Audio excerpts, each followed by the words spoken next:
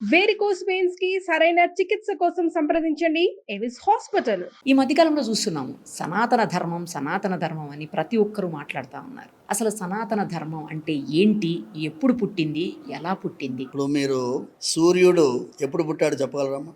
చంద్రుడు ఎప్పుడు పుట్టాడు చెప్పగలరా? భగవంతుడికి ఆది అంత రహితుడు అని పేరు. ఆది లేనివాడు అంతం లేనివారు అని పేరు. ఆద్యంతరహిత గోవింద అంట. అలాంటి ఒక భగవంతుడు తన యొక్క ఉచ్ఛ్వాస నిశ్వాసలతో వచ్చినటువంటి వేదాన్ని, ఆ వేద మార్గాన్ని ప్రతిబింబించేటటువంటిది, దాంట్లో ప్రయాణం చేస్తే ఆయన చేరుకోవచ్చు అని చెప్పడం కోసమే దీనికి ఒక నామం కూడా లేదు, అంటే పేరు లేనటువంటి ధర్మం. ఇప్పుడు ఇస్లాం మహమ్మద్ ప్రవక్త ద్వారా ప్రపంచానికి చెప్పబడింది కాబట్టి అది మొహమ్మద్ ప్రవక్త యొక్క పుట్టుక డేట్ నుంచి మనం ఇస్లాం ఇప్పుడు పుట్టింది అని చెప్పొచ్చు. అలాగే జీసస్ గారు, ఆయన కూడా 2000 సంవత్సరాలకి పూర్వం ఈ భూమిపైన వచ్చారు. ఆయన చెప్పినటువంటి మార్గమే క్రిస్టియానిటీగా వారు ప్రపంచానికి చెప్పుకుంటారు. బౌద్ధ మతం ఉన్నది. బుద్ధుడుగా అవతరించినటువంటి వారు ఆయన ఉపదేశం చేసిన మార్గాన్ని బౌద్ధ మతం అంటారు. జైన మతం ఉంది. మహావీర్ ఆయన నిర్వాణం పొందినటువంటి మార్గాన్ని చూపించే జైన మతం ఫలానా సంవత్సరంలో పుట్టింది అని చెప్పగలం.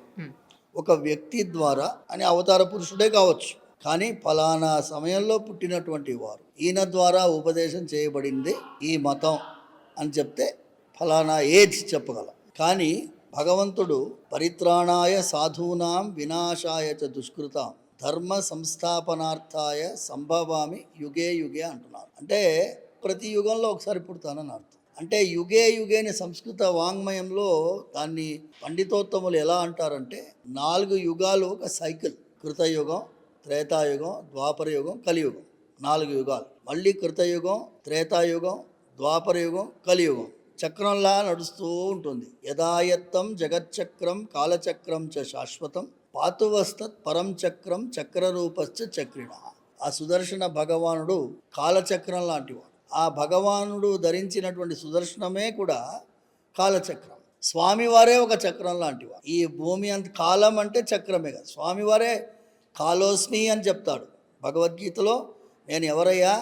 నేను కాలోస్మి లోక క్షయకృత్ ప్రవృత్త, లోకాన్నంతా సంహరించగలిగినటువంటి శక్తి గల వాడిని నేను. నిన్ను ఎన్నుకున్నాను, ఈ యుద్ధం చేయవయ్యా పార్థ అని నిన్ను ఎన్నుకున్నాను. నువ్వేమంటున్నావు? ఈ యుద్ధం చేయడానికి నా వల్ల కాదు. అటువైపు ఉన్న వాళ్ళు నా బంధువులు, నా మిత్రులు, నా దాయాదులు, నా తాత, నా గురువు గారు అంటున్నావు. కానీ నువ్వు గుర్తుపెట్టుకోవాల్సింది ఏంటి అంటే వారందరూ ఎప్పుడో చచ్చిపోయారు.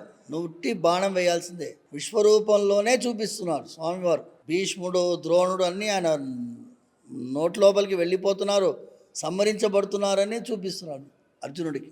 అలాంటి ఒక భగవంతుడి యొక్క సనాతన ధర్మం అంటే మనం ఏదైతే డేటింగ్ చేయలేమో అలాంటిది అని అర్థం. ఇప్పుడు మనకి ఈ సనాతన అనేటటువంటి ఆది అంతం లేని ధర్మం ఇంత చెప్పడానికి మన వల్ల కాదు. కాబట్టి మనం కొంతమంది హిందూ నాగరికతని బట్టి హిందూ, ఈ ప్రదేశానికి చెందినది ఈ ధర్మం అని హిందూ అని పెట్టారు.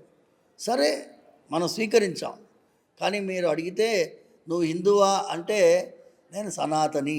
అందుకే it is no beginning no end. అది అసలు అన్ని ధర్మాల కంటే సనాతన ధర్మం హిందూ ధర్మమే ముందు నుంచి ఉంది అని చెప్తా ఉంటారు స్వామి. ఇది రైటేనా? మీరు చిన్న అంశమ్మా, కంబోడియాలో మన దేవాలయం దొరికింది. సౌత్ కొరియా, నార్త్ కొరియా బార్డర్లో శివలింగంతో నిర్మించబడినటువంటి ఒక పెడస్టల్ దొరికింది. ఆస్ట్రేలియాలో తవ్వకాలు దొరికింది. లాటిన్ అమెరికాలో దొరికింది.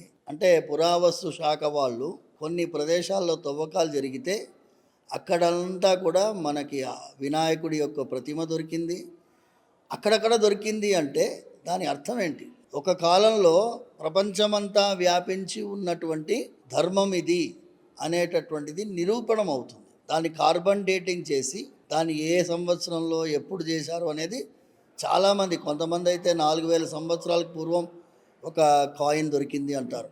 దాంట్లో గరుత్మంతుల వారి ఒక చిత్రం ఉంది అంటారు. అంటే 2000 సంవత్సరాలకి ముందు, క్రిస్టియానిటీకి ముందు ఏ మతం ఉంది తెలియదు ఎవరికి. బట్ గ్రీకు దేశంలో కూడా మన సంప్రదాయబద్ధమైనటువంటి కొన్ని దేవతా ప్రతిమలు దొరికాయి. అంటే గ్రీకు మతం సంప్రదాయం కూడా వాళ్ళ పద్ధతి కూడా కొంచెం అనుకరించబడేటట్టుగా ఉంటుంది అనేది కూడా పెద్దవాళ్ళు చెప్తున్నారు. అంటే ఈ ప్రపంచంలో అత్యంత ప్రాచీనమైనటువంటి విధానం, జీవన విధానం ఏంటి అంటే దానికి సనాతన ధర్మంలో ఒకటే అనే దానికి ఎన్నో ఉదాహరణలు ఉన్నాయి. ఇప్పుడు మీకు ఈ పాడ్కాస్ట్ సమయం బట్టి మనం ప్రూఫ్ చెప్పుకుంటూ పోతే గంటలు గంటలు సరిపోదు. But one thing is for sure, ప్రపంచంలో ఎక్కడ మీరు కొత్తగా ఏదైనా తవ్వకాలు, ఆర్కియలాజికల్ రిమైన్స్ దొరుకుతున్నాయి అంటే మన సంప్రదాయానికి, సనాతన ధర్మానికి సంబంధించిన అవశేషాలు కొన్ని వేలు దొరికాయి. అండ్ దే ఆర్ అంటే పోర్ట్, సముద్ర తీరంలో ఉండేటటువంటి ఒక వ్యాపార విధానం. ఇప్పుడు పోర్టు, విశాఖపట్నం పోర్ట్ ఇప్పటిది కాదు కదమ్మా, కాదు, అవును. సముద్రం ఒడ్డున ఉండేటటువంటి జల విధానంగా ప్రయాణము, వ్యాపారం జరిపినటువంటి శ్రీలంక నుంచి కానీ, అటువైపు బ్లాక్ సీ కానీ, అటువైపు ఆఫ్రికా దేశపు పౌరులందరూ కూడా ఒక వ్యాపార నిమిత్తము ఇటువైపు వచ్చి అటువైపు వెళ్ళిన వాళ్ళందరూ కూడా ఇక్కడి నుంచి కొన్ని తీసుకువెళ్ళారు, అక్కడి నుంచి కొన్ని తెచ్చిచ్చారు. సో ఇప్పుడు మనం ఆలోచించేటటువంటి మైండ్ సెట్తో కాకుండా కొన్ని విశాల దృక్పథంతో చూస్తే తప్పకుండా దీనికంటే ప్రాచీనమైనది లేదు, సందేహమే లేదు.